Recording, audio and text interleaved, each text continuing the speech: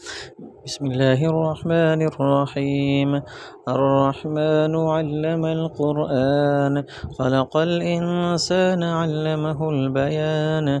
الشمس والقمر بحسبان، والنجم والشجر يسجدان، والسماء رفعها ووضع الميزان ألا تطغوا في الميزان، وأقيموا الوزن بالقسط ولا تخسروا الميزان.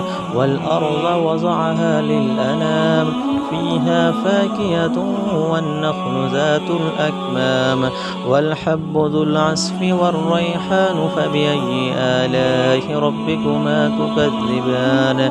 خلق الإنسان من صلصال كالفخار، وخلق الجان من مارج من نار. فبأي آلاء ربكما تكذبان؟ رب المشرقين ورب المغربين، فبأي آلاء ربكما تكذبان؟ مرج البحرين يلتقيان، بينهما برزخ لا يبغيان. فبأي آلاء ربكما تكذبان؟ يخرج منهما اللؤلؤ والمرجان.